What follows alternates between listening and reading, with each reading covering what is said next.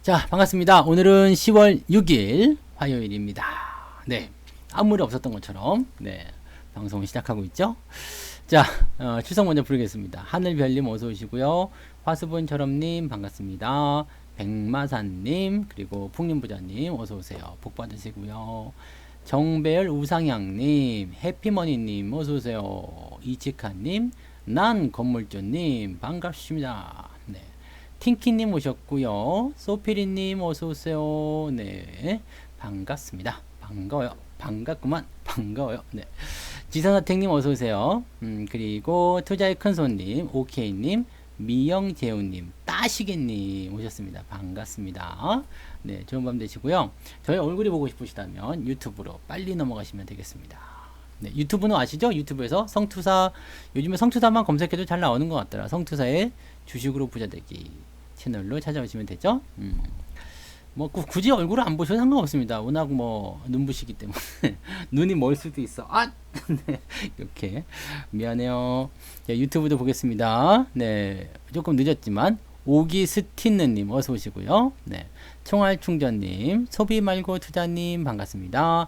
오너님 어서 오시고요. 건물주 대고파님 고삐리 같아요. 네, 고맙습니다. 홍성현님, 이명숙님 어서 오세요. 반갑습니다. 자, 오늘 여러분한테 책 좋은 거 하나, 유영일님도 어서 오시고요. 책 하나 소개해드릴게요. 이거 이 책 제가 예전에 읽어준 적이 있어요. 존 보글의 모든 주식을 소유하라. 존 보글은요, 그 인덱스 펀드, 네, 인덱스 펀드가 뭐냐면 그 뭐라 그럴까, 그냥 시장을 통째로 다 사는 거예요. 네, 시장을 그냥 통째로. 그러니까 ETF 같은 걸 봐야 되겠죠. 만약에 코덱스 뭐 200 아니면 뭐 그냥 시장 뭐 이렇게, 네, 음? 네, 그런 걸로 이제 뭔가 그 수익을 많이 만들었었던 세계 4대 투자의 거장이라고 되어 있습니다. 그래서 이 사람이 책을 잠깐 조금만 읽어드릴 거예요. 왜냐면 우리가 이제 주식 투자를 할 때 그 어제도 잠깐 말씀드린 거가 있지만 조정이 나올 때 어떻게 해야지 되나. 네. 그 다음에 계속 올라가는 주식은 또 어떻게 해야지 되나. 그 다음에 투자의 방향을 설정할 때 어제 마지막에 제가 뭐 수익률에 대한 이야기, 그 다음에 장기간에 걸쳐서 여러분들이 수익을 내는 방법, 그 다음에 짧은 기간에 10%는 어렵지만 오랜 기간 동안에 100% 수익은 쉽다라는 얘기 해드렸잖아요. 거기에 대한 이야기들을 이 책에서 설명을 해주고 있는 거거든요. 그래서 하얀 우유님, 금정상님 어서 오세요. 네. 그래서 지금 이 책을 이제 제가 예전에 다 읽어드렸거든요. 이렇게 하나씩 하나씩 해가지고 다 읽어드렸는데 이 책의 거의 끝 말미에 가시면은요, 여러분들 딱 필요한 게 하나가 있어요. 네, 워렌 버핏이, 네, 이 존 보글의 인덱스 펀드, 여기에 대해서 그 이야기한 내용입니다. 워렌 버핏의 이야기를 들어보면요, 인덱스 펀드에 주기적으로 투자한다면 초보 투자자도 투자 전문가 대부분을 이길 수 있습니다. 네, 성투사는 못 이길 거예요. 그렇지만 대부분의 투자 전문가들은 이길 수 있습니다.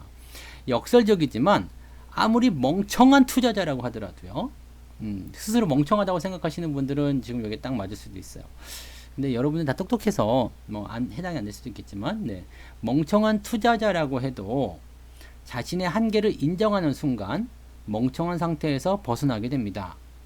저비용 인덱스 펀드는 본래의 투자자에게 유리하며 주식 투자를 원하는 사람들에게는 최상의 선택입니다.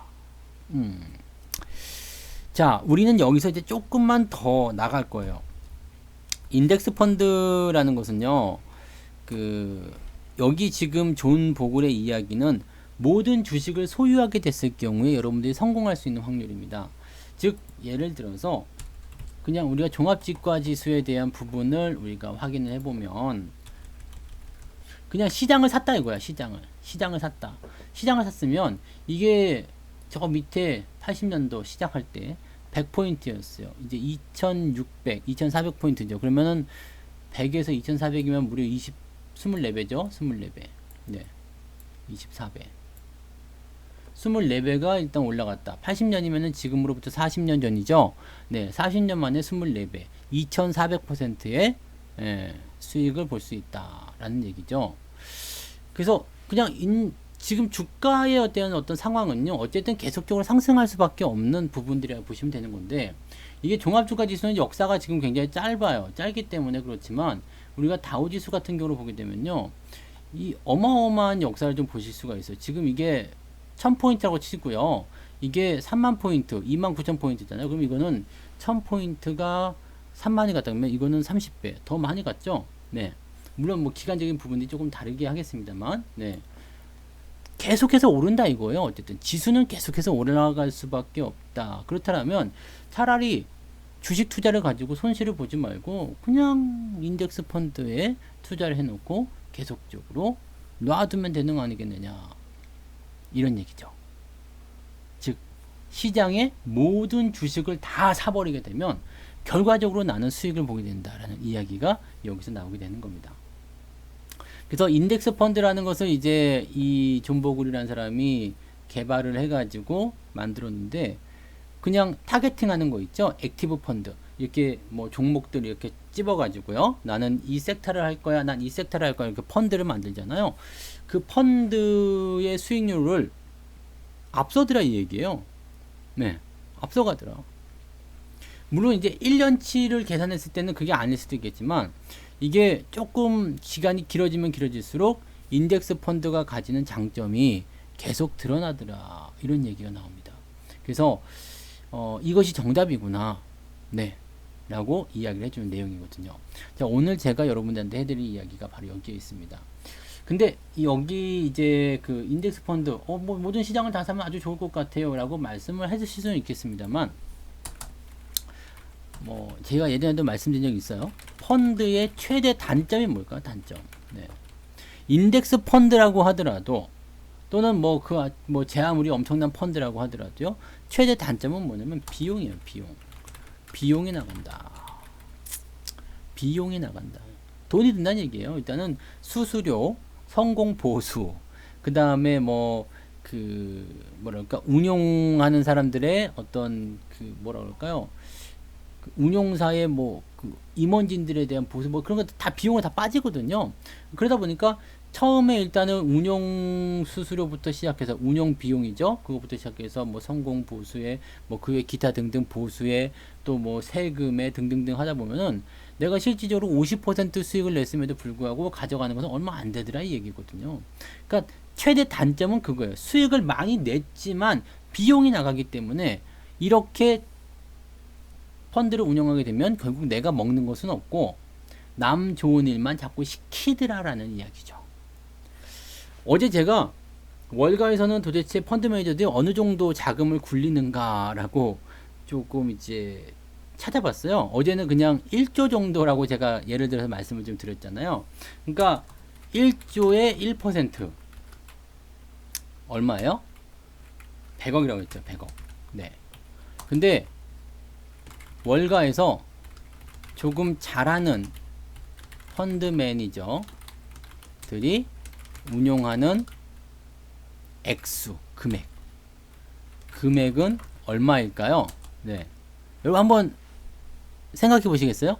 조금 잘하는 펀드 매니저들이 운용하는 금액. 제가 어제 그거 보고 좀 깜짝 놀랐어요. 네. 이 정도야? 라는 생각을 좀 했거든요. 뭔가 클래스가 좀 다른데? 이런 생각 좀 했는데, 조금 그냥 좀 한다. 네. 조금 한다라고 하는 애들이 운용하는 금액 얼마일까요? 네. 그냥 이게 전부 다 그렇진 않을 거예요. 전부 다 그렇지 않겠지만은, 기본적으로 우리나라 같은 경우는, 네. 우리나라 같은 경우는, 네. 1000억에서 2000억? 네.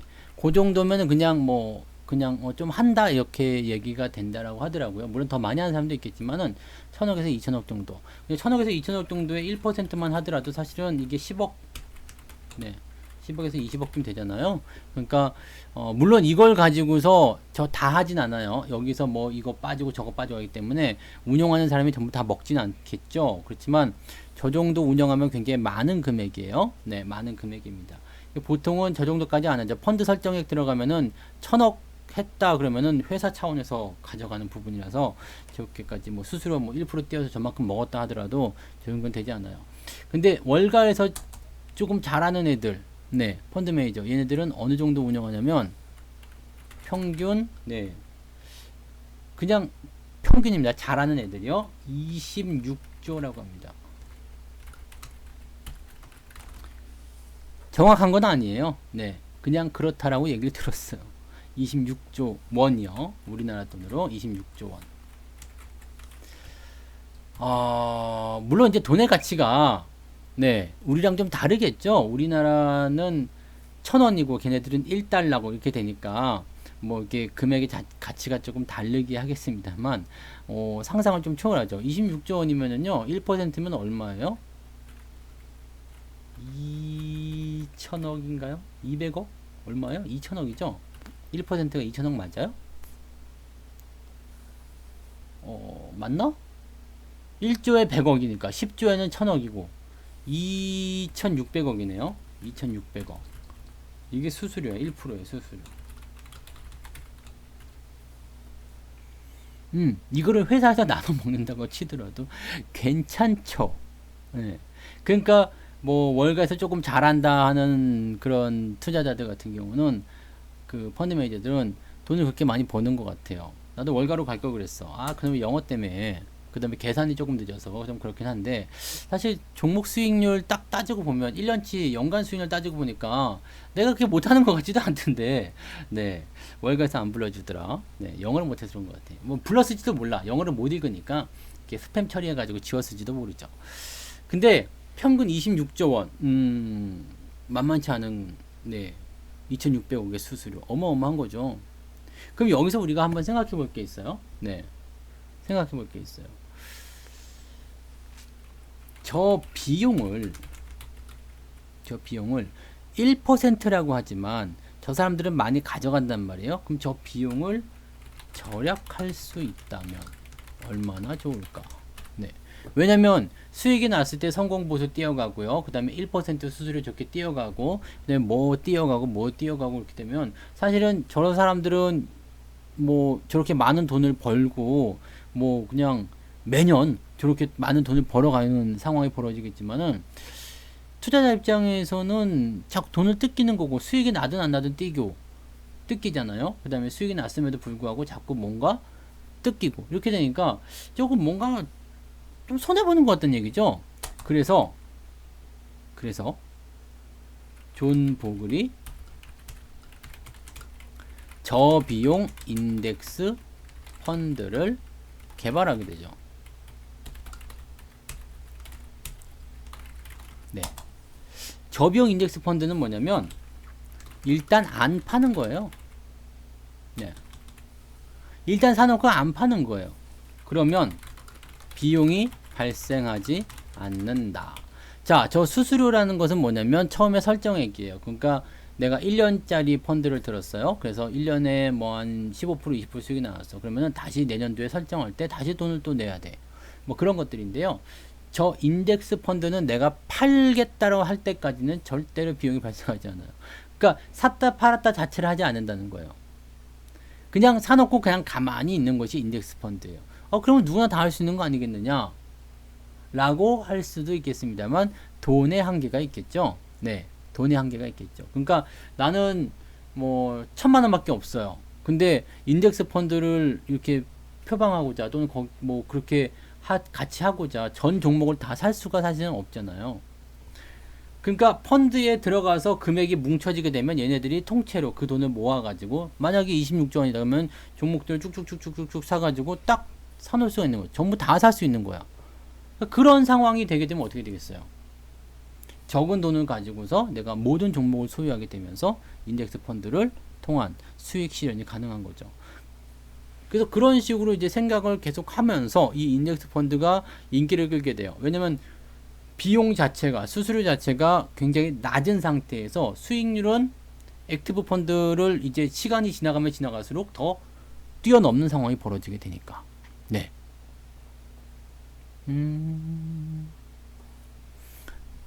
조금 이따가 네 말씀드릴게요. 간물주님. 네. 그래서 그런 비용을 발생하지 않는다라는 것 자체가 굉장히 매력이 있었던 부분인 것 같아요. 그래서 우리가 말씀드릴 수 있는 것은 네 우리가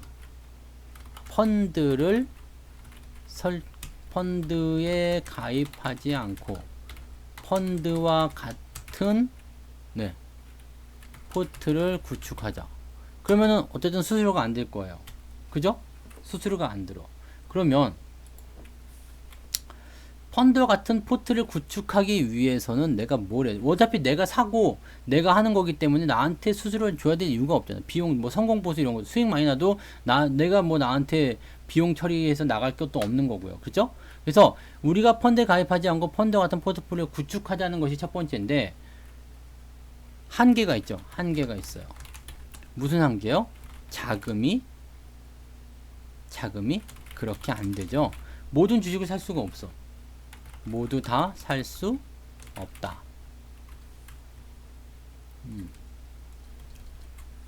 그래서 여기서 업그레이드를 한 게 뭐냐면 좋은 주식만 골라서 마음껏 사자.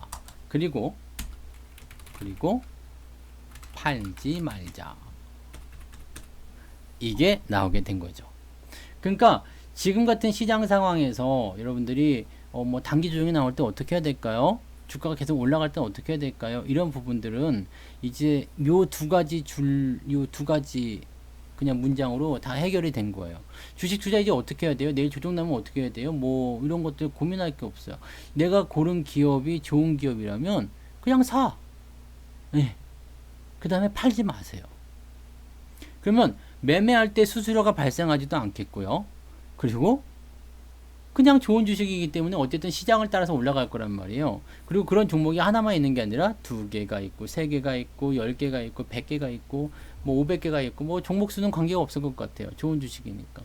그렇게 되면 그냥 시장 전체를 사는 것이 아니라 좋은 주식으로만 연결된 그런 펀드 구성이 내 포트에 딱 들어가는 거죠. 그러면 나만의 좋은 주식 인덱스 펀드가 형성이 되는 거죠. 그럼 여러분들은 어떻게 할 수 있을까요? 그걸 가지고서 네 장기 보유를 하면서 수익을 계속 내실 수가 있는 겁니다. 제가 자주 말씀드린 것 중에 하나가요. 투자 한계 기간을 고려하라는 말이 있습니다.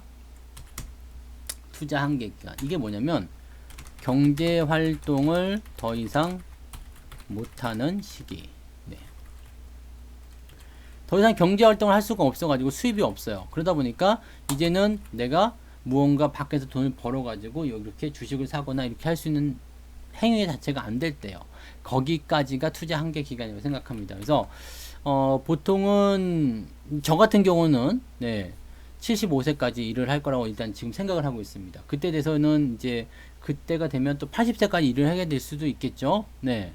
그래서 저는 75세까지를 일단 생각하고 있어요. 왜냐면 나머지 인생도 좀 들게 되지 않겠어요? 젓가락 들 정도의 힘은 남겨둬야 되지 않겠습니까? 그죠? 왜냐면 남자들은 젓가락 들 힘만 있으면 된다며. 네. 뭐가 되는지 모르겠어요. 네. 근데 젓가락 들 힘 정도는 있어야지. 네. 그래도 뭔가가 되지 않겠냐 이 말이지. 그러니까 힘을 조금 남겨놓기 위해서 75세까지만 일을 할 건데, 그렇다고 하더라도 지금 거의 30년 가까이 남았다는 거 아니겠어요? 네. 50년, 맞아. 50년이 남았 네, 이분이 뭔가 좀 아시네요. 미간원자님. 네. 네. 훌륭하신 분입니다. 아니, 50년이 남았어. 그래, 50년. 그랬으면 좋겠다, 진짜. 자, 어쨌든요. 네. 네, 그럼 50년 너무 하고요. 한 40년 정도만 합시다. 40년 정도만. 네, 그 정도면 괜찮을 것 같아. 40년 정도만. 40년만 해도 얼마야? 지금 35이요. 오이쿠. 그 정도면 괜찮지 않겠어요? 그죠? 네. 그래, 한 40년 남았다 칩시다. 그러면 충분히 여러분들이 지금 우리 주식시장 역사가 40년이었거든요. 아까 보셨죠? 1980년부터 2020년까지 40년인데 이 40년 기간 동안에 무려 2400%예요. 네. 그럼 내가 투자금을 계속해서 집어넣어. 계속해서 집어넣으면은 그것이 계속 커지고 하니까 물론 이제 평단가가 또 올라갈 수도 있겠죠. 그렇지만 시장이 계속해서 올라가는 것만 있는 게 아니라 올라가고 떨어지고 이렇게 돼 있잖아요. 그러니까 비쌀 때 살 때도 있지만 싸게 살 때도 있기 때문에 평단가 같은 부분들은 충분히 아래쪽으로 떨어질 거예요. 그러면 24배까지는 아니라고 하더라도 15배 나오지 않겠냐 이거죠. 네. 그럼 내가 그동안 꾸준하게 집어넣은 그 돈들이 15배가 늘어났다. 1500%, 15배. 네. 그럼 내가 1년에 1000만원씩만 집어넣었다 치면 10년이면 네. 1년에 1000만원이면 10년이면 1억. 그 다음에 40년, 네, 40년이면 4억이죠. 원금이 4억이겠죠. 그러면 그게 15배가 뛰었다 그러면은 4일은 4, 4, 5, 20. 그러면 60억이죠? 맞죠? 60억 맞죠? 근데 왜 이렇게 계산이 힘드냐? 4억이 15개. 맞잖아요. 그죠? 15배. 그럼 60억. 60억이면 사실, 근데, 뭐, 노후에 부족하지는 않을 것 같은데, 그죠? 생각해 보세요. 60억을 내가 매일 죽을 때까지, 내가 100살에 죽는다 칩시다. 75살이고 100살이면 25년 동안 쓴다 이거예요. 25년. 그죠? 그러면 25년 곱하기 12는 총 300달이네요. 네, 300개월. 그럼 60억을 10, 100, 1000만, 10만, 100만, 1000만, 억, 10억. 60억을 300개월로 나눠요. 그러면 10, 100, 1000만, 10만, 100만, 1000만. 한 달에 2천만 원씩 써야 되거든요. 한 달에 2천만 원씩 써야 되는데 어쨌든 주식은니까 또 계속 올라가겠죠. 그럼 2천만 원을 네. 2천만 원을 나누기 30일로 네.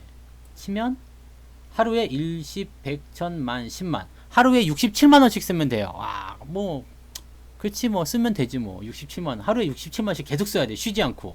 야, 그것도 힘든 일이긴 하겠다. 그죠? 그 정도면 되지 않겠냐 이 말이에요. 그러면은 15배 하지 말고 그냥 10배만 칩시다. 10배만. 원금의 10배만 늘어났다. 40년 동안 10배. 그러면 4억이니까 4억이면 10배 40억. 그래도 꽤 많을 것 같아요. 그죠? 100살까지 한다 그러면 네, 되실 것 같죠. 자, 그러면 1년에 1000만 원 모으는 게 어렵겠느냐? 가능하겠느냐? 1년에 1000만 원은 사실 1000만 원 나누기 12는 한 달에 1, 10, 100, 1000만, 10만, 83만 원. 네. 집어넣으시면 돼요. 근데 사실 83만 원 집어넣는 게 어려울 수도 있어요. 그렇잖아. 그러면 나는 그래도 40만 원은 넣을 수 있겠다. 안 될까? 안 될까? 네. 40만 원. 뭐 당장 어려울 수도 있겠죠. 뭐 한 15만 원도 괜찮아요. 10만 원, 20만 원도 괜찮아요. 그러면 그만큼 이제는 뭐 그 흐름이 적어지긴 하겠습니다만, 자, 우리 아들을 예를 한번 들어봅시다. 우리 아들이 지금 11살이에요. 얘가 만약에 그냥 저는 우리 아들의 그 저거까지 보고 죽을 생각이에요. 그 환갑잔치까지 제가 제 손으로 생일상 차려주고 그 다음에 난 죽을 생각인데, 그렇게 되면 제가 90으로 훌쩍 넘기겠죠. 거의 100살 가까이 될 거 아니에요. 그러면 60살 이후에 네, 한다. 그러면 이제 50년 남았겠네. 50년. 네, 50년. 그러면 뭐 평균적으로 지금은 15만 원이지만 이제 내년 되면 이제 금액을 조금 더 올려줄 생각이거든요. 그래서 얘가 평균적으로 한 25만 원씩 는다. 네, 25만 원씩. 뭐 더 늘어날 수도 있겠죠. 근데 25만 원씩 12개월이면 얼마예요? 300만 원. 1년에 원금이 300만 원이야. 이거예요. 좋아. 300만 원이 50년이면 몇 개월이에요? 300만 원 곱하기 뭐라고? 300만 원이면 10년이면 3천. 3천 곱하기 어떻게 해야 되는 거야? 계산이 3천만 원 곱하기 5는 네. 그럼 1억 5천이 되는 거네요. 원금이 그런 건가? 네. 원금이 1억 5천. 그러면 1억 5천에 10배면 한 15. 뭐 나쁘지 않을 것 같아. 내가 주기에는. 그죠? 네. 그렇게 하시면 될 것 같아요. 그러니까 일단은 노후 준비는 이런 식으로 하시면 되지 않을까라는 생각 좀 해봅니다. 그래서 지금 그 근데 저는 지금 생각해 드린 게 아유 굉장히 많은데요라고 하실지 모르지만 제가 생각하기에는요 굉장히 작게 잡은 거예요. 뭐 60살 그 뭐야 내가 죽을 때 75세 80세 됐을 때 내가 40억 그거 어떻게 뭐 아니 할 수 있어. 네, 할 수 있어. 아니요, 괜찮아요. 그거를요 어떤 식으로 하면 되냐면요 증여가 원래는 2천만 원까지는 세금 없잖아요. 근데 아들 계좌로 집어넣을 때 현금으로 해가지고 이렇게 입금해 주거나 그죠? 현금으로 입금하는데 누가 뭐 입금을 뭐 어떻게 할 거야 뭐 그잖아요. 내 계좌에 내가 넣는다는데 그러지 않아요? 아들 계좌로 돈을 집어 그러니까 용돈을 받잖아요. 그러면 가가지고 직접 집어 넣어버려요. 저는 아직까지는 그냥 계좌 이체를 해주지만요. 필요하면 그냥 거기다 ATM에다 넣어주면 되잖아요. 그럼 현금 가지고 가서 입금하는데 뭐 내가 넣는지 아들이 넣는지 어떻게 할 겁니까? 그리고 아들이 지금 11살인데 아빠한테 당연히 돈 받겠지. 근데 뭐 얼마 몇 천만씩 넣는 것도 아니고. 그럼 세무서랑 전혀 관계가 없어요. 네. 내 현금을 내가 직접 가져가는 거야. 그러니까 한꺼번에 덩어리를 내 걸로 만들어가지고 이렇게 주게 되면 세금을 내줘야 돼요. 증여세를 내야 돼요. 근데 이렇게 그냥 애한테 현금을 줘가지고 입금시키게 하면은요, 그거 뭐 전혀 상관없는 거죠. 네. 그 현금이 어디서 나왔는지 어떻게 알아? 내가 줬나? 네. 네. 그래서 뭐 한 달에 한 번씩 그렇게 하셔도 되고요. 뭐 아니면 두 달에 한 번씩. 그 귀찮다 그러면 두 달에 한 번씩 30만 원씩 해가지고 그냥 네 현금으로 해갖고 넣으셔도 되고요. 은행에다 넣어서 은행에서 계좌이체가 들어가도 되죠. 자기 계좌면 전혀 상관없잖아요. 그러니까 그거는 네 그런 식으로 해주시면 돼요. 현금을 일단은 주면 돼요 애한테. 그래서 그 현금이 있는 것을 갖다가 쓰면은 아무 상관이 없습니다.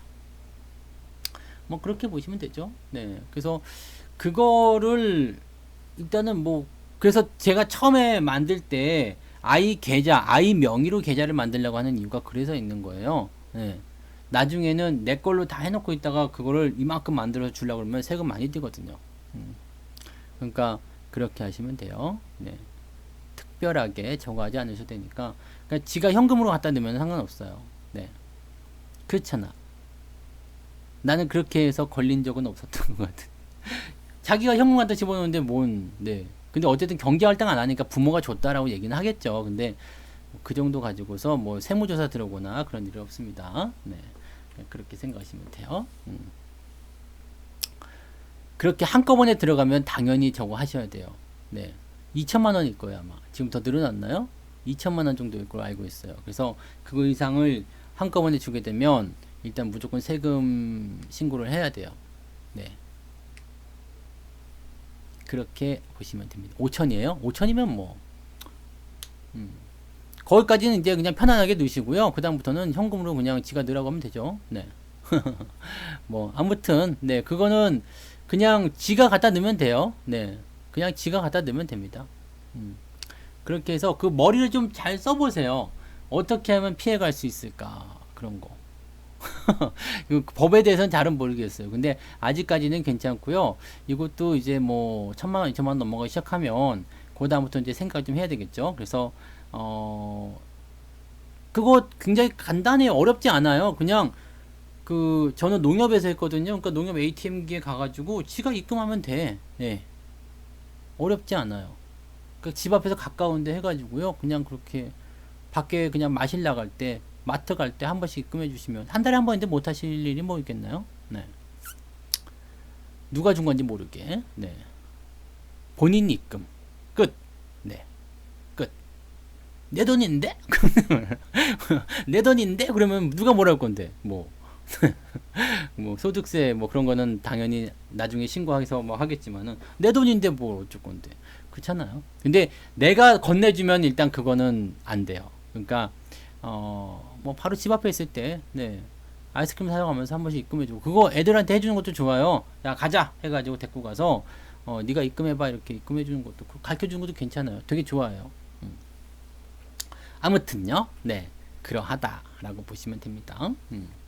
그래서 이 투자 한계 기간을 일단 고려해서 여러분들이 그렇게 따지고 가시면은요 일단 좋은 주식을 사고 팔지 않는 거 안 파는 거 그게 사실 정답이 될 수 있다는 거죠. 네, 그 부분을 여러분들 오늘 말씀드리고 싶었어요. 그래서 모든 주식을 소유해도 괜찮지만 좋은 주식만 소유하게 되면 이 사실 전체 시장을 따지게 보면 왜 제가 아까 말씀드렸냐면 왜 수익률이 더 많을 것이다 라고 하느냐면 네, 전체 시장에서는 뒤진 것도 있고요, 막 떨어지는 것도 있고요, 올라가는 것도 있을 거예요. 서로 이렇게 상쇄가 되니까 네, 약간 해치성이죠. 그럼에도 불구하고 시장은 이렇게 우상향했다라는 것이 나오게 되는데, 만약에 내가 삼성전자에 몰빵을 쳤다 이거야. 네, 삼성전자에 내가 몰빵을 쳤어. 네, 그러면 삼성전자는 이게 뭐 그렇게 긴 시간도 아니겠죠. 여기 지금 이게 100, 이게 지금 뭐야 이게 삼성전자, 이건 저기 거기잖아. 여기서 네, 삼성전자를 내가 몰빵을 쳤다 이거예요. 그러면 이 주식을 이제 여기서 딱 보면은 이게 50원인데 50원이니까 50원 칩시다. 50원이고 지금 저게 5만원이야 칩시다. 50원이 5만원 되려면 100배란 말이에요. 100배. 네, 100배. 시장은 몇 배라고요? 그럼 이거 내가 계속 사들이기 시작했어. 증자도 받고 뭐 이것도 하고 막 사들이기 시작했어. 내가 평단가가 이만큼 올라갔다가 치더라도 고작 10배밖에 안 나오겠냐 이거예요. 그래서 삼성전자 내가 처음부터 계속 이거 사들여가지고 그렇게 했다. 같은 시간 동안 내가 한 40년 보유했다. 100배라고요. 내가 1억 원만 원금을 만들었어도 100억이란 말이죠. 그게 이제 평단가를 이제 저기 밑에서 잡았어 했으니까 아주 줄인다고 하더라도 1억만 해도 50억은 나올 거 아닙니까? 그죠? 50배라고 쳐도. 그래서 수익률을 키우고 훨씬 더 그 1000배예요? 50원이 1000배네. 미안해요. 내가 원래 계산이 그래요. 네, 1000배까지는 생각을 못했다. 네. 네. 그러면 500배면은 네, 반띵만 해도 500배만 나왔다고 치더라도요. 1억만 만들었으면 500억. 네. 그냥 그럼 50배만 칩시다. 50배만 치도 1억만 만들면 50억이잖아. 그럼 노후 준비는 사실 이걸 하나로 끝나는 거죠. 지금이야 이제 삼성전자가 그렇게까지 갈 것인가 말 것인가에 대한 부분은 아직은 모르죠. 근데 이런 종목군들을 잘 골라서 해놓게 된다면 지들끼리 이제 뭐 많이 오른 것도 있고 적게 오른 것도 있겠지만 네, 분명히 좋아질 수 있다는 얘기죠. 야, 1000배면은 근데 괜찮잖아요. 이럴 때 만약에 1억 원을 넣어놨다 그러면은 1000억이네. 할만하죠. 네.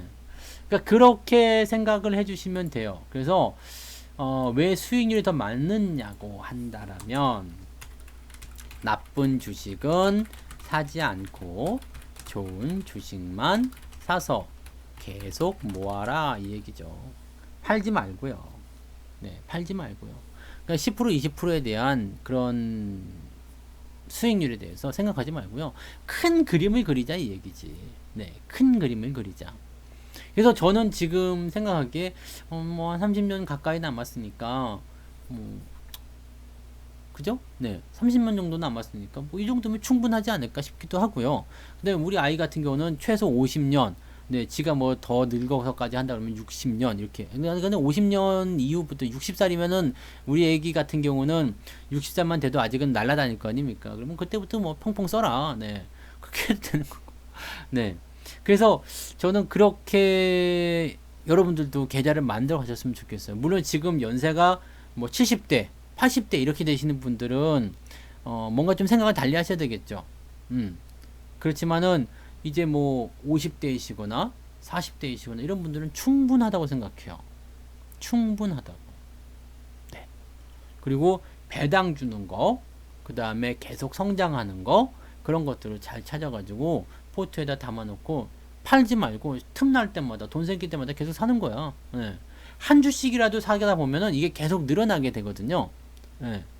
나 오늘 돈 생겼어? 네. 오늘 뭐 와이프가 돈을 줬어. 뭐 이따 먹고 떨어져라 그래가지고. 아니면은 가끔씩 가면은 이제 그 아내분들은 남편들이 어디 여행 가고 그러면 미안하니까 이제 용돈 주고 그런다네. 몇십만 원씩. 그럼 그거 갖다 또 주식 사서 집어넣고 공돈 생길 때마다 계속 집어넣는 거야 그냥. 네, 주식 사놓는 거예요. 그러면 내려갈 때 사도 평단가가 내려가도 좋고요. 올라갈 때 사면 올라가서 좋고요. 안 팔 건데 뭐 배당 나오면 배당 가지고 또 사는 거야. 예. 딱 이렇게 진짜 5년 10년만 해보세요. 나중에는 저를 찾아오게 되실 겁니다. 제가 그때도 방송하고 있으면요, 저한테 오셔가지고 꼭 회원가입하세요. 네, 그 정도면 회원가입해도 될 것 같아요. 돈 많이 생겼을 거예요. 이것만 하세요. 이것만 하시면 돼요. 사실 다른 거 별로 없어요. 그러면 좋은 주식이 뭔지, 나쁜 주식이 뭔지만 골라주면 되는 거거든요. 그리고 사실 좋은 주식을 가지고 있다고 하더라도요, 이거 옛날에 그거 아시죠? 이 삼성전자를 가지고서 우량주 몇 개만 가지고서 월급으로 계속 투자한 사람이 굉장히 큰 돈을 번 사례가 있었는데, 그 사람들은 어땠냐면 추세가 이렇게 망가지는 자리에 있잖아요. 네, 그런 자리는 제가 알려드리잖아요. 그래서 제가 알려드린 그런 추세의 어떤 포인트를 가지고서 매도를 들어가는 거야. 매도가 들어가게 되면 여기서 이제 내가 만약 100개를 갖고 있었어요. 그러면은 여기서 절반을 팔아먹어요. 50개를 팔아먹고 그 다음에 쭉 내려갔다 다시 올라가는 시점에서 몇 개를 사냐면 여기서는 100개를 팔았지만 여기서는 50개를 팔았지만 여기서는 70개를 살 수 있다는 얘기예요. 그러면 비중이 더 늘어났겠죠. 이런 식으로 대응을 한다는 얘기죠. 그리고 이런 데서 뭐 매달 사는 거니까 계속 사주고요. 여기서 팔아먹은 돈은 꾹 가지고 있다가 추세가 완전히 바뀔 때 또 사주는 거예요. 더 많이 사주는 거예요. 그런 전략들을 세우다 보니까 점점 평단가가 잘 만들어지게 되고 수익률은 더 커지게 되고 비중도 더 커지게 되고 주식수가 많아지게 되고 주식수가 많아지면 배당도 많아지게 되고 그렇게 되더라는 이야기죠. 너무 먼 얘기라고 생각하지 마세요. 10년 진짜 금방 가거든요. 네, 제가 전문가 생활한 지만 벌써 15년 만으로요. 이제 16년째 들어갑니다. 무지하게 오래됐죠. 무지하게 정말 오래 하지 않았습니까? 전문가만 한 지가요.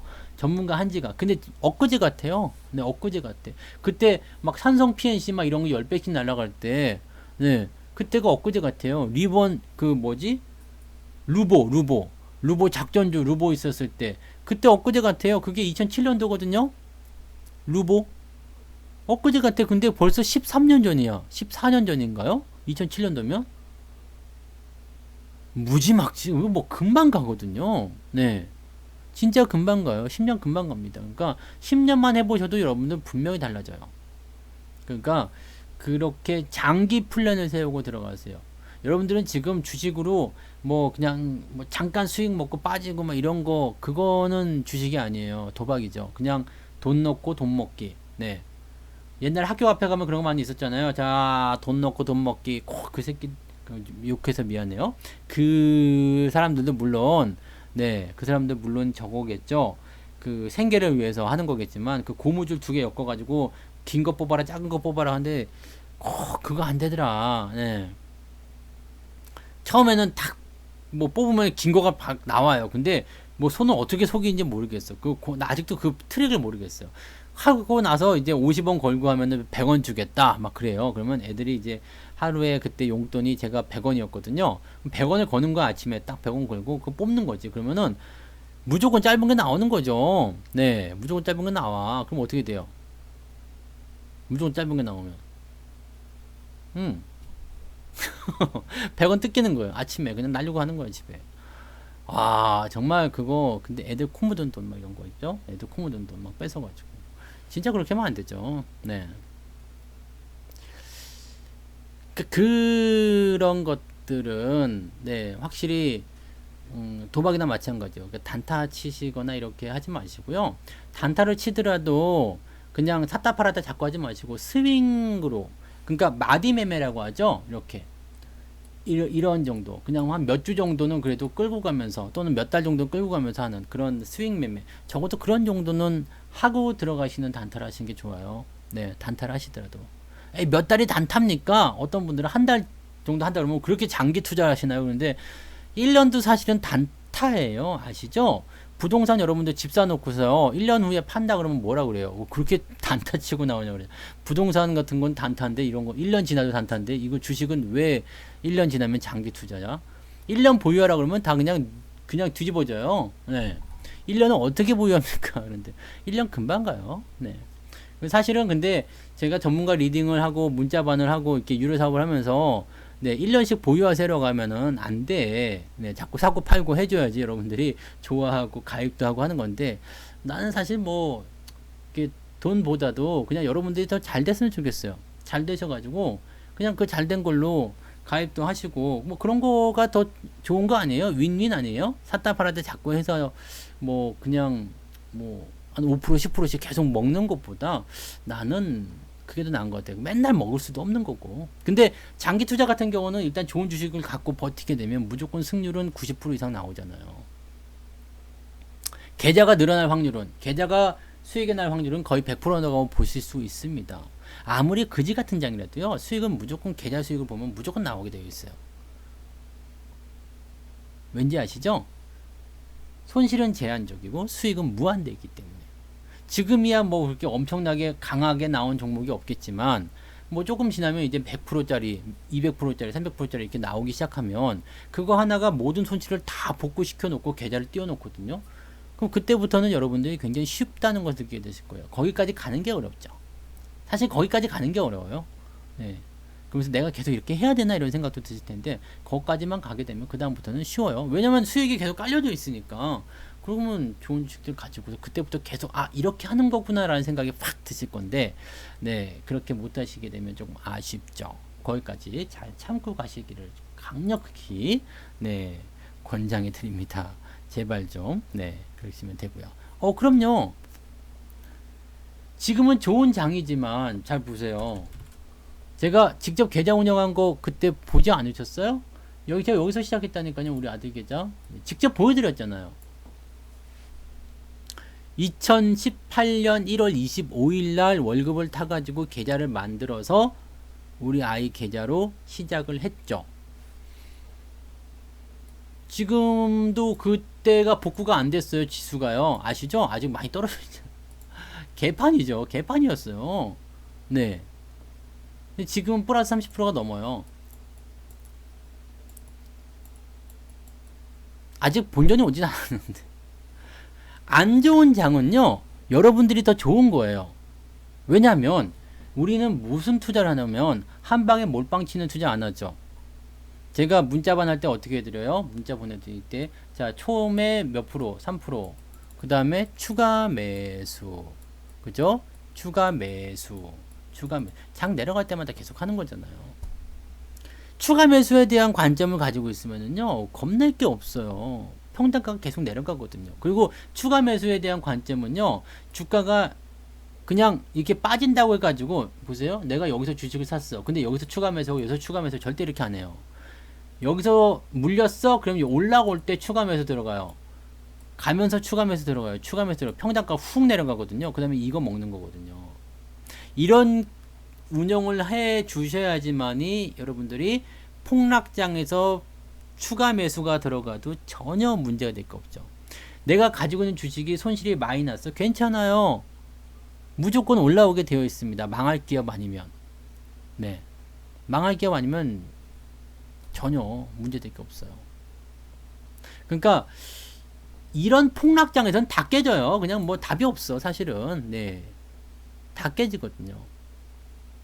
다 깨집니다. 근데 이 이후에 네, 올라오는 요 급등 포인트를 우리가 잘 챙겨주시면 됩니다. 무조건 수익이야. 이런 거는. 그러니까 전략만 잘 짜시면 되고요. 내가 저런 장에서도 망하지 않는 기업을 가져가지고 있으면 돼요. 저럴 때 망해버리면 끝나는 거야. 근데 저렇게 내려갔다가 올라가는 거. 제가 이때 얼마나 많은 이야기 드렸어요. 자, 급락 이후에 반등은 나오는데 반등이 조금 나오다가 이게 뒤지는 것들은 건드리지 말라 그랬죠. 어떤 것들만 반등이 나와서 빠르게 회복되는 추세가 강해지는 종목들만 잡으라 그랬잖아요. 그런 종목들은 더 사주는 거예요. 이게 뒤지는 종목들은 더 사면 안 돼요. 그냥 팔아버리든가 다른 데로 덮어씌우거나 이렇게 가셔야지. 이런 것들은 건드리는 게 아니에요. 그러니까 실제로 여기서부터 시작하신 분들은 좋은 장이니까 수익이 많이 난 건 당연한 거예요. 근데 여기서부터 시작하신 분들은 죽었다가 살아났다. 근데 실제로 여기서부터 시작하셨으면요, 수익이 적어도 계좌 수익이요 40% 나와야 돼요. 왜냐면 물렸어도요, 훅 떨어져서 평단가만 계산하더라도 요 정도. 그럼 요 정도면 40% 나와야 되는 거 아닙니까? 이게 전략이고 관리죠. 그래서 이런 부분에 대해서 계속 설명을 드리고 있는 거잖아. 그러니까 여러분들이 한꺼번에 왕창 들어가가지고 큰일 나는 거 아니고요. 그냥 조금 사놓고 그 다음에 상황 보고 더 사고 올라가도 더 사고 내려가도 더 사고 그런 과정들이 겪게 되실 거예요. 그러니까 그렇게 계속 모아 가시면 돼요. 계속해서 모아 가시는 거고 그 다음에 또 어떻게 해야 돼요? 내가 내 일을 가지고서 또 나의 어떤 경제 활동을 통해서 물론 경제 활동 지금 안 하시는 분도 계시겠지만 뭔가 이제 그 돈이 생길 때마다 계속 꾸준하게 집어넣을 수 있는 그런 것들을 만드셔야 돼요. 그래서 제가 늘 말씀드리는 것은 나의 투자 자금을 계속해서 키워나가라. 어떤 분들은 무슨 얘기했어요? 나는 지금 돈이 없어요. 지금 돈이 없고요. 뭐 주식 투자 뭐 할 수 있는 여건도 안 돼요. 주식 투자 몇 천만 원 있어야 되는 거 아닙니까? 절대 그렇지 않습니다. 네. 지금 나 돈 하나도 없어? 오케이, 괜찮아요. 그러면 내가 한 달에 얼마를 넣을 수 있는지만 고민하세요. 한 달에, 네, 30만 원 넣을 수 있다. 네. 근데 회원 가입하고 그러면 30만 원 못 넣어요. 회원 가입하지 마. 그냥 30만 원만 해요. 네. 그리고 이제 제가 한 달에 한 번씩 월급 날 사는 거 있잖아요. 그런 거 같이 사시면 돼. 그러면 그리고 같이 사시면 어떻게 돼요? 그냥 우리 아이 계좌하고 비슷해지겠죠. 우리 아이 계좌보다 더 많아지거나 뭐 그렇게 되겠죠. 그러니까 굳이 가입 안 하셔도 되고 그냥 그런 것들만 가지고 또는 제가 방송에서 말씀드린 것만 하셔도 충분하다고 생각해요. 그래서 매달 모아갈 수 있다라면 되는 거야. 10만 원이든 20만 원이든 30만 원이든 네.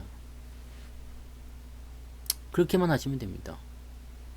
나쁜 장이든 좋은 장이든 관계없어요. 꾸준하게 모으는 것은 변하면 안 돼요. 좋은 장에선 수익이 더 많이 나올 것이고 나쁜 장에서는 손실이 축소가 될 겁니다. 그 전략만 세우세요. 그래서 좋은 주식을 오랫동안 보유하라. 그리고 적립식으로 계속 집어넣어라 라고 보시면 됩니다. 아니요, 돈만 생기면 자꾸 사셔도 되는 거예요. 대신에 그것을 매달 하시면 돼요. 매달 돈 생겼네요, 사자. 돈 생겼네요, 사자. 매달 하시면 돼요. 그게 모으는 거야. 예. 그냥 뭐 꼭 일정 금액 뭐 100만 원 모아가지고 추가 매수해야지 이거 아니고요. 네. 한 달에 한 번이든 일주일에 한 번이든 뭐 일주일에 10만 원씩 사든 뭐 전혀 괜찮아요. 네. 나는 주급으로 받기 때문에 일주일에 한 번씩 주식 사야 돼요. 10만 원씩 살래요? 한 달에 40만 원이잖아요. 뭐 그렇게 하셔도 되고요. 나는 그냥 돈 생길 때마다 할래요? 네. 그냥 한 달에 한 번 정도 그냥 사셔도 돼요. 그러니까 그거는 일단 근데 넣으면은 빼면 안 되고요. 넣으면 빼지 마시고 계속 모아간다는 개념만 가시면 됩니다. 매달 사시면 됩니다. 매달. 그냥 꾸준하다는 거. 제가 굉장히 특별한 문구를 하나 봤어요. 특별함보다 꾸준함이 더 어렵다. 네. 왕창 넣는 거, 1억 넣는 거보다 그냥 꾸준히 넣어서 1억 만드는 게 더 어렵다는 얘기예요. 적금처럼 깨버리지 마시고요. 에이, 손실 난다고 실망하지 마시고 계속 넣어보세요. 분명히 좋은 일이 생깁니다. 물론 개떡 같은 주식에 계속 넣으면 안 돼요. 네. 개떡 같은 주식들은 반드시 걸음막이 있어야 되겠죠. 그래서 개떡 같은 거 말고 좋은 거, 네. 성공할 수 있는 거, 좋아질 수 있는 것들 위주로 계속해서 넣으시고 추세가 이제 좀 크게 변동이 생길 것 같다 이런 것들은 다르게 보시면 되죠. 100% 나올 때 빼가지고 원금 빼서 다시 투자하거나 또는 일단 절반 팔았다가 다시 접근하거나 이런 식으로. 네. 정지된 것들은 이제 개선이 되면 되겠죠. 네.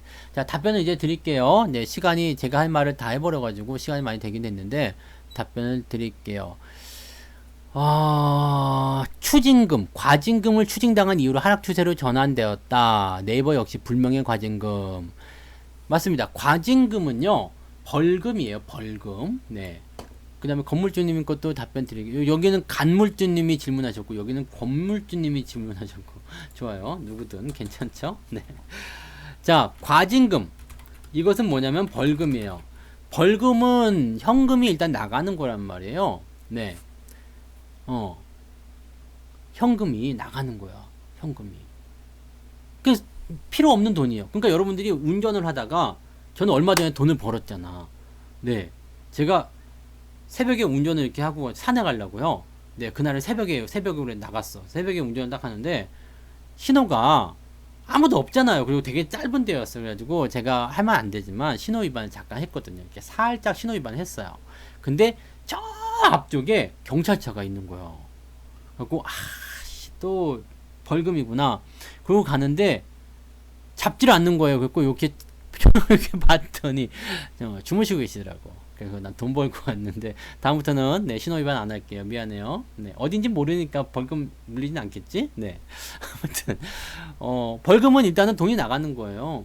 내가 그냥 쓰지 않아도 되는 필요 없는 돈이 나가는 거잖아요. 그렇게 되면 이 벌금의 규모가 어느 정도냐에 따라서 문제가 될 수 있죠. 만약 1년 매출이 1000억이에요. 벌금이 500억이다. 그러면 이 회사는 어떻게 될까요? 적자가 날 수 있겠죠. 물론 성장성이나 기타 등등 뭐 다른 부분들이 뭐 받쳐줄 수도 있겠습니다만 당장 그 해에는 적자가 날 수 있어요. 당기순이익 적자가 날 수 있어요. 그러니까 실제적으로 얘가 소화할 수 있는 배경에서의 어떤 벌금 규모인지 미비한 것인지 아니면 이 벌금이 타격을 실제로 줄 것인지에 대한 부분들을 생각하셔야 돼요. 그러면은 만약에 당기순이익 대비해서 또는 뭐 그런 부분들이 이제 적자로 전환될 것인가 아닌가 이런 부분들 생각하시면은 회사가 추세가 바뀔 것인지 아닌지를 볼 수가 있겠죠. 뭐 벌금 몇천억씩 나와도 과징금 몇천억씩 나와도 그냥 잘 가는 회사들도 많이 있어요. 근데 일단 뭐 추세가 안 좋은 상태이기도 하고 벌금이 일단은 안 좋을 수도 있겠고 또 뭐 실적도 부담이 될 수 있겠고 실적도 줄어들고 있는데 벌금까지 물린데 봐 얼마나 짜증나겠어요. 이런 부분들은 분명히 문제될 수 있습니다. 근데 지금 뭐 말씀하신 종목 뭐라고 이렇게 딱 하기는 좀 그렇긴 한데 이거 뭐 지금 진단이 아니니까 한번 해볼까요? 네. 진단이 아니잖아, 그죠? 종목이 어떻게 된다는 건 아니니까요. 어떤 영향이 있을지 정도만 좀 볼게요. 자, 요거는 이제 매출액 같은 경우 한번 봅시다. 그러면은 영업이익이 지금 4,500억 분기만, 네, 분기만. 이거 뭐 그리고 자 과징금 지금 보시면 267억이에요. 네, 267억이고 그 다음에 분기로 봤을 때 영업이익만 230억 당기순이익은 900억 이 정도면은 별로 크게 영향 받을 만한 내용은 아니겠죠. 네, 그래서 이런 것들은 그냥 네 벌금 내고 말 것 같은 느낌. 네, 그러니까 제가 만약에 100만원을 벌었어요. 근데 벌금을 10만원 내래. 뭐 내도 되지 뭐. 네, 아깝긴 하겠죠. 돈이 아깝긴 하겠지만 네, 내도 되는 거예요. 근데 만약에 내가 100만원 벌었는데 벌금이 90만원이래. 그럼 뭐 뒤통수 잡아야지. 아씨 막 이렇게. 뭔 말인지 아시겠죠? 네. 그래서 지금 분기별로 봐도 분기별로 보더라도 그 과징금이 그렇게 크게 적어하지 않기 때문에요. 네, 너무 크게 걱정하지 않으셔도 되는 그런 내용이라고 보시면 됩니다. 그것 때문에 추세가 바뀔 수 있는 상황은 아닙니다. 네. 돈 많이 벌고 있는데 뭐 벌금 조금 낸다고 큰일 날 것도 아니라 보시면 되죠. 이 종목은 무서운 건 뭐냐면 그동안 시세가 너무 많이 나와서 약간 고평가 들어가 있다는 이야기. 그게 조금 부담스러운 이야기지. 그거 외에는 지금 네, 이거 50조잖아요. 1000억, 50조. 현대차보다 시가총액이 더 커요. 네, 네이버가요. 현대차는 38조인데요. 네. 하이닉스는 얼마가 됐어요? 60조. 아직은 하이닉스가 더 세구나. 네. 뭐 그런 거죠. 그러니까 뭐 그렇게까지 부담되실 만한 내용은 아닙니다. 덴티움은 이거 회사 자체가 그게 좋지 않았어요. 네. 회사 자체가 좋지 않았고 얘는 지금 얼마를 과징금 먹었어요? 덴티움은 예전에 과징금을 얼마 먹었어요? 얼마를 먹었는지 한번 봅시다. 네, 언제 먹었어요? 요때 먹었어요? 벌금을 언제 냈을까? 언제쯤? 얼마인지 혹시 아세요? 뒤에 보면 나오나요? 오늘 시간 조금만 네, 더 할게요. 다른 분들이 있을 것 같긴 한데 네, 모르겠어. 네. 몰라. 그냥 막 하는 거야. 혹시라도 지금 다른 전문가분 방송할 때 보고 싶으시면 가셔도 됩니다. 잡지 않아요. 녹화 방송 되어 있으니까 녹화 방송 보시고, 제가 오늘 방송 조금 늦게 시작해가지고 네, 그만큼 조금 더 할 거니까요. 과징금 얼마인 걸 모르겠어. 네, 네. 이거 저기서 봐야 되나? 찾아봐야 돼. 이거 뭔지 알아야지 그래도 좀 비교가 될 텐데. 띠딘띠. 세금을 얼마를 냈을까? 옛날 건가 보죠? 네, 되게. 그 얘는 지금 치과 쪽 아닙니까? 그죠? 그 코로나 때문에 되게 안 좋았었던 걸로 알고 있는데. 분식회계 논란도 있었네. 이거는 뭐 모르겠는데요. 어디 있는지. 네. 벌금 부과 있다. 벌금 부과.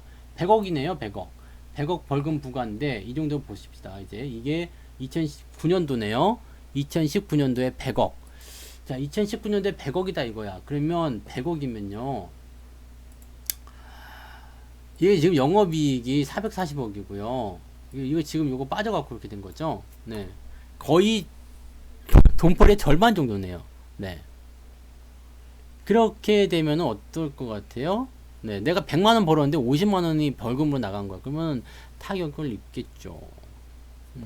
그 다음에 2019년도 넘어가면서 2020년도 들어가면서 어떻게 됐어요? 실적이 조금 개선됐다. 이제 좋아질 거다라고 하지만 실제로 이제 그 치과 쪽 관련한 부분이기 때문에 이게 그렇게 수혜를 많이 받지 못합니다. 그러니까 아까 전에 말씀드렸던 게 뭐냐면 이렇게 코로나로 인해서 주가가 하락했는데 주가가 강하게 튀어 올라가는 종목이 있고요.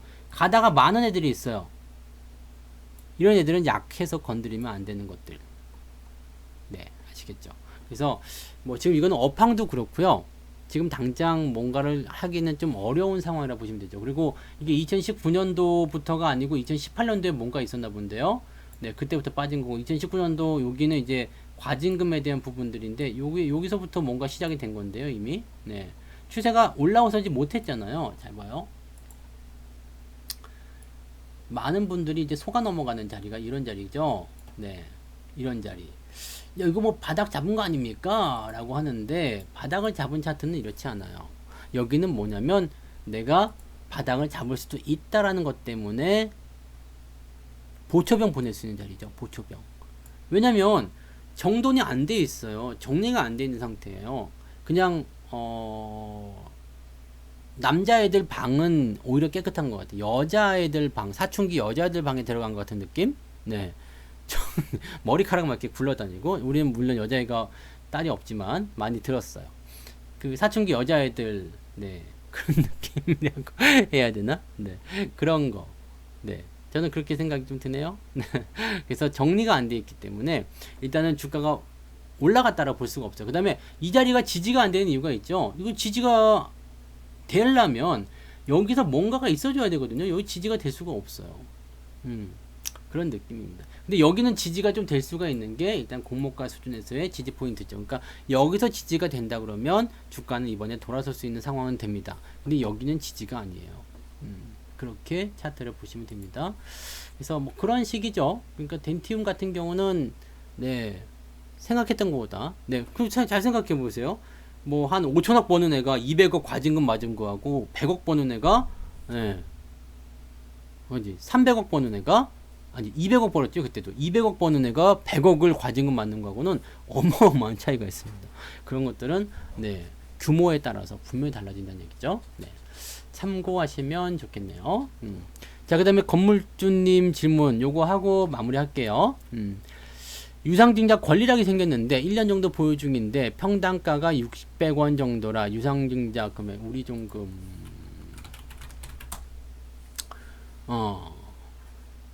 평당가가 600원이다. 유상증자 권리락인데 권리락 언제 했을까요? 권리락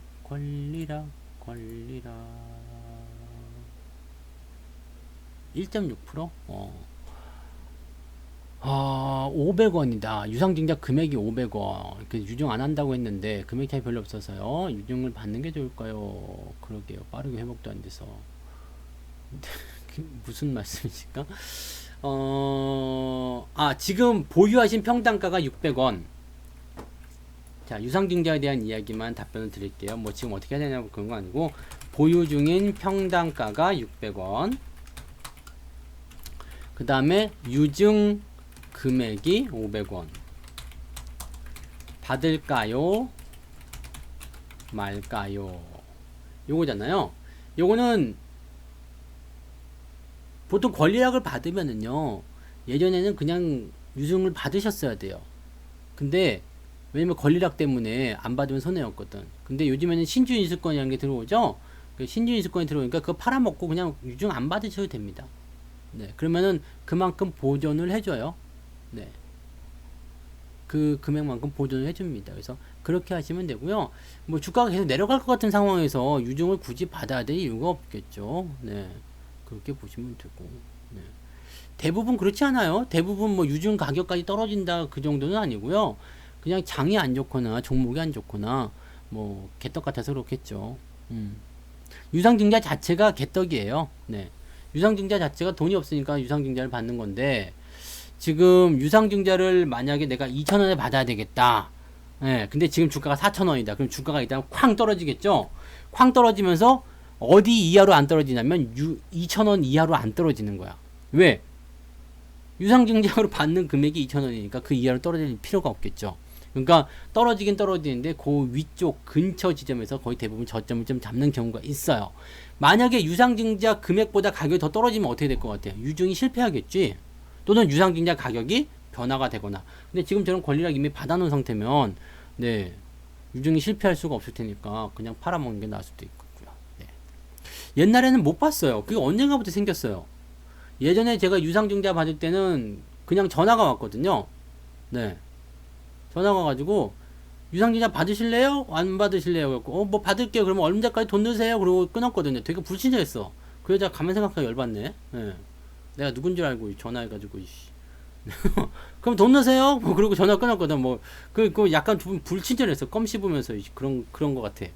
그냥 이렇게 껌 씹으면서 유증이 있거든요. 뭐 네. 물론 그렇게는 안 했겠죠. 근데 언젠가부턴가 갑자기 계좌에 신주인수권이 들어와. 뒤에 R자 붙어가지고요. 그래가지고 그것을 팔아먹으면 네 거기 그 권리락만큼의 보상이 되고 뭐 그랬었던 것 같아요. 뭐 그런 거 요즘에 그게 다 문자로 오던데 전화도 안 오고. 네. 옛날에는 신주인수권이 없었던 걸로 기억이 납니다. 그렇게 됩니다. 전화 왔어요? 요즘엔 전화 오나요? 전화 통 못 받아요. 유증한다고 전화 받아본 적이 없어요. 그냥 돈 넣어놓으면 지들이 알아서 신주인수권 들어넣었다가 돈 넣어놓으면 지들이 알아서 없애고 다시 가져가고 뭐 그렇게 하던데요. 돈 뭐 계좌 주고 지금 그래서 뭐 그런 거 별로 신경 안 써요. 저는 유증 나면 그냥 다 받아요. 네, 네, 저는 유증 나면 다 받습니다. 왜냐면 좋잖아. 근데 유상증자가 나올 만큼 나쁜 주식을 잘 안 사기 때문에 그렇긴 한데요. 가끔 가다가 네, 유상증자가 나왔다 그러면 다 받습니다. 저는 그냥요. 다 받아가지고 그냥 다 받아가요. 네. 유상증자 받아서 뭐 좋아지면 좋은 거고 감자대도 다 받고요. 네. 막 그래요. 그냥 다 받습니다. 어차피 망하지 않으려고 하는 거니까 네, 망하면 별 수 없는 거고 네. 망하지만 않으면 되는 거잖아요. 그러니까 망하지 않을 거면 그냥 다 받습니다. 그냥 그래요. 네. 그래서 그렇게 보시고 유상증자 금액보다 더 내려가게 되면 유상증자를 받아야 되는 시점에서는 유증이 실패하게 되거나 아니면 유상증자 금액을 더 아래로 내려가기 때문에 그렇게 되는 거죠. 무상증자는 공짜로 받는 거니까 다 무조건 받아야죠. 네, 그건 공짜잖아요. 무증은 공짜, 유증은 네 공짜는 아니죠. 유증은 내가 돈을 내야 되고 무증은 그냥 지가 알아서 주는 건데요. 뭐 당연히 받아야죠. 그리고 무상증자는 일단 기본적으로 좋은 소식이기 때문에 주가가 무조건 뛰어요. 무조건 뛰니까 나 무증 안 받고 팔아먹을래 이렇게 하셔도 되고요. 네, 근데 뭐 올라갔으니까 그냥 무증 받아가지고 잘 먹고 잘 살면 되지 않을까 싶기도 한데, 네. 우편도 요즘엔 잘 못 받았던 것 같은데, 무증은 선택권이 없이 그냥 주는 거 공짜라니까요. 네, 공짜예요, 공짜. 무증은 그냥 한다 그러면 그냥 주는 걸로 알고 있어요. 무상증자는. 무상증자를 뭐 굳이 선택할 이유가 없죠. 네. 그래야 될 이유도 없잖아요. 무상증자인데. 공짜로 주는데. 제가 공짜로 주식을 10주 더 줄게요. 그러면은 안 받을 거예요? 받아야지. 근데 뭐 투자금은 늘어나지 않고 주식수만 늘어나는 거기 때문에 뭐 특별하게 그런 건 아니겠습니다만 좋은 주식을 더 많이 보유한다. 그렇게만 보시면 되죠. 그래서 그거는 네. 그냥 뭐 선택하고 자시고 할 것도 없어요. 그냥 어쨌든 그 선택을 한다는 것 자체가 웃겨요. 주식 더 드릴 건데 받으실래요? 아, 나 필요 없는데요? 그럴 필요가 없거든요. 네, 그러세요라고 해야지. 그러면 그렇게 답이 정해져 있는 것들에 대해서는 굳이 선택권을 부여할 이유가 없겠죠. 그죠? 네. 맞아요. 무중은 그냥, 네, 다 주는 걸로 알고 있어요. 보통은 100% 무중하기 때문에 50% 권리락 때려가지고 그렇게 하고 주식수는 두 배로 늘어나고 가격은 반으로 떨어지고 그렇게 되어 있습니다. 근데 무중하면 대부분 다 호재이기 때문에 주가가 올라가요. 그래서 무상증자 나왔다 그러면은 네, 일단은 돈 벌었다 생각하시면 되죠. 좋은 기업만 하는 것이 무상증자입니다. 그 다음에 조금 덜 떨어진 기업들 하는 것이 유상증자. 이렇게 보시면 되죠. 네, 알아보 쓰시면 난 몰라. 네. 자, 요 정도까지 할까요? 네, 무상증자는 그 증자 권리락 떨어지기 전까지 주식이 올라가는 경우고요. 그 이후에는 좀 잘 못 가는 경우들이 많이 있습니다. 네. 그리고 나서 또 올라가겠죠. 나중에 이제 회사가 무상증자를 했으니까 또 주가를 많이 띄워야 되니까 당장은 아니고요. 많이 올라가게 될 겁니다. 그렇게 보시면 돼요. 네. 아, 저도 지각했어요. 괜찮아요. 네, 천천히도 오셔도 됩니다. 그래서, 자, 오늘은 여기까지 할게요. 조금 너무 많이 시간을 뺏은 것 같아서, 뒤에 하시는 분들이, 네, 하시는 분이 방송을 또 하셔야 되기 때문에, 그렇게 하시면 되고요. 기본적인 것만, 결론만 말씀드리면, 좋은 주식을 사서 오랫동안 보유하시면, 그냥 됩니다. 네. 부자가 되시는 길은 그거예요. 그리고 계속해서 주식을 사시면 돼요. 문제는 좋은 주식이라는 것에 달려 있습니다. 좋은 주식이요. 당장 수익은 안 날 수가 있어도 좋은 주식은 반드시 여러분들 보답합니다. 그래서 좋은 주식을 하나 잡았다 싶으면 사고 또 사고 또 사고 또 사고 오늘 사고 내일 사고가 아니라 이번 달에 사고 다음 달에 사고 그 다음 달에 사고요. 딱 5년 만에 보시면 네, 저한테 고맙다고 인사를 하실 거라 생각합니다. 아시겠죠? 좋은 주식에 대한 이야기는 계속 해드릴 거니까 무방 열심히 들으시고 좋아요 구독하기 안 누르신 분들은 좋아요 구독하기 꼭 눌러주시고요. 네, 녹화 방송이 있으니까 녹화 방송 꼭 보시고요. 네, 자 오늘 고생하셨어요. 여기까지 할게요. 네, 수고하셨습니다. 오늘은 무슨 노래 들려드리냐